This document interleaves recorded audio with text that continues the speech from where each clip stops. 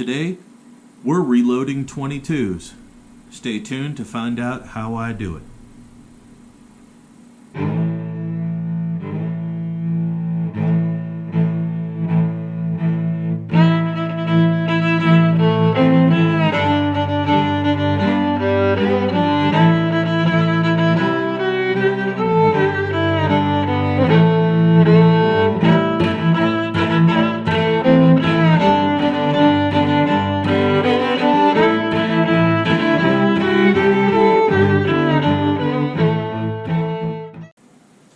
Alright guys, so this is my reloading kit.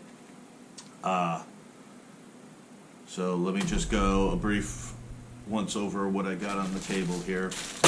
I had a bag of used 22 caliber brass that was given to me by the range. They typically just throw this stuff out or send it back for melt or whatever, and he just gave it to me. So I also saved my own brass, but I have more than enough brass. I'll be using this Primal kit. It comes with 4 bags inside, a little dipper, and the instructions. I've just taken the liberty of laminating the instructions. I have, you can find all kinds of instructions on the internet for different primer recipes and stuff like that, and even the 22 reload kit that I have, which is this, they give instructions on how to make primer out of toy caps and even strike anywhere matches, which I do even have some and have used and do work, but this is the primer compound. I'm going to be making some here, but this is actually more than enough. And the 22 reload kit comes with this tool, which is a bullet mold for a 38 grain and a 25 grain 22 bullet, as well as a crimping channel for crimping the slugs in. So you'll see me using this. I've already used it. Well, I've used it several times, but this is what the 38 grain slugs look like. I don't know if the camera's gonna zoom in, but that's the 38 grain bullet. And then you have these. This is what I'll be making today. These 25 grain slugs. They're kind of reminiscent of like a slug on a stinger, which I have reloaded stingers, but that's the 25 grain. So we'll be making some 25 grain 22 calibers, and then I'll be going and testing them. Some of the things that you'll need with the kit is you're going to need some acetone. Comes in a bottle. Well, they give you a bottle, a dropper bottle for the acetone. So that's what this is. This is acetone. And the instructions actually have these charts in them for when you're making 38 grains. You're making 38 grain bullets, 25 grain bullets, and what the dipper sticks that they come with, the rough measurements when you're measuring out these certain types of powder. So one of the things that I did was, instead of trying to figure out, I found a good performing powder, and then in typical Dread Pirate fashion, I overbought. So I'm reloading 22 caliber bullets with IMR 700X, and of course I bought 4 pounds of the stuff, which is way more than I need. But yeah, high score 700X. And as you can see by these charts, for the 25 grain bullet, I'm going to be using 1.5 grains. You'll see I mean, this dipper, according to these measurements for IMR 700X, the large side is like 0.7 grains and the small side is like 0.4 grains. So literally the powder I should be using is 1 large scoop and 2 small scoops and 2. So you can see why I overbought. But first things first, before we get into that process, let us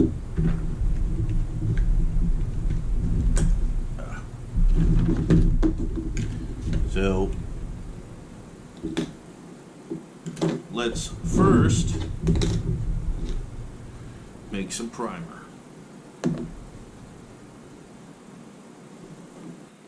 Alright, so let's make some priming compound.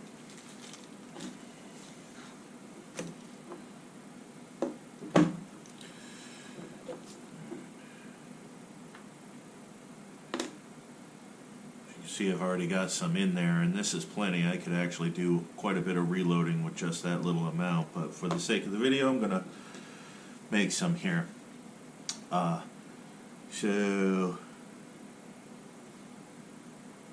And these instructions actually also give you instructions on how to reprime rounds and primers. Actually, this stuff is good for not only .22 calibers, but you can repack center fired primers with this, and I have successfully reloaded 12 gauges with this. You'll need a punch, and you just knock the divot out of the cap, and it's good as new, and they work very well. Okay, so the first thing it does is tells you to knead the powder. These have already been pre-kneaded, but yeah, you're feeling for lumps and stuff because it can get caked. So you need it as a powder. So all of these have been pre-kneaded, but this is what it tells you to do. So okay.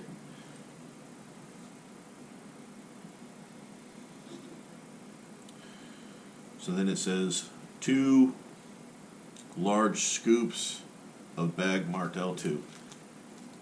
And see, that's how rare I have to do this. You'll see how much this will make.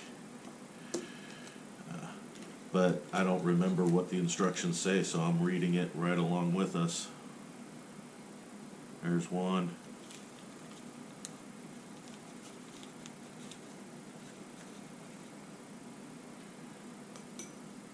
There's 2 of L2. 1 large scoop marked L. Now these chemicals are not named. These chemicals are not named. They are just simply labeled, these labels in the kit, possibly for liability concerns. I have since learned what these chemicals are, and you can get this stuff by the pound on Amazon, which I would have done had I known there was going to be an ammo shortage. Nobody's laughing now. 1 small scoop from each bag marked S. So you can kind of see what their naming convention was.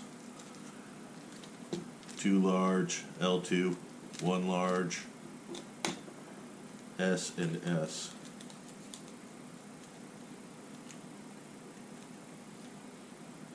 And this is the one that I will tell you what the chemical is. Silica sand.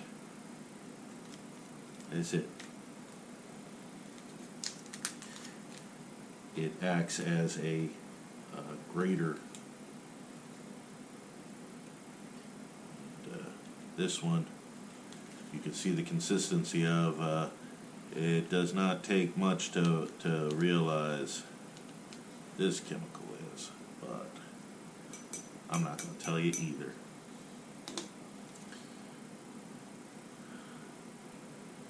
There it is. Now you have 5 scoops, 3 large, 2 small. Mix thoroughly. Mash any remaining lumps.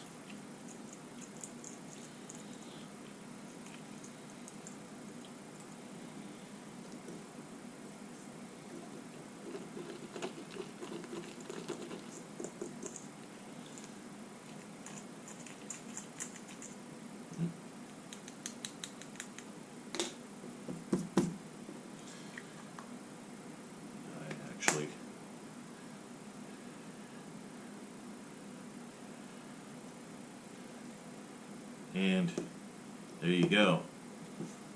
Make primer made. I have made primer. Now we'll get on the rest of the instructions. Talk about how much you should use. It says use the small end of the scooper and fill approximately 1/3 full with the powder mix and dunk it in. I, however, made a custom tool. This is a coffee stir with the cap off of a 9mm primer. So pistol cartridge, center fire, cap. That little scooper is the perfect amount of primer to go into a .22 caliber round, and as you can see, there is more than enough primer. I could make about 100 rounds of .22 with the little batch that we just made.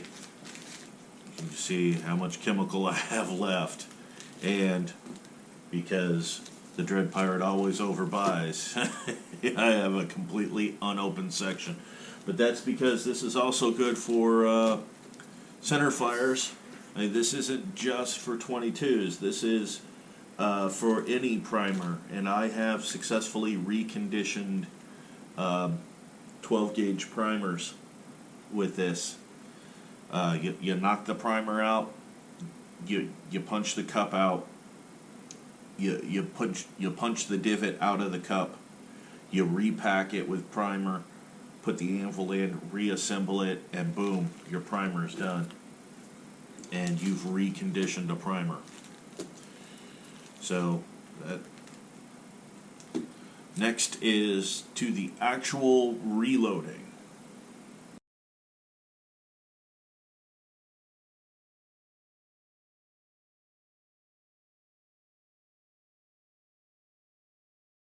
Hey, thanks for watching. As always, please subscribe, hit the bell notification if you want to know of new content, and may the winds always be at your back.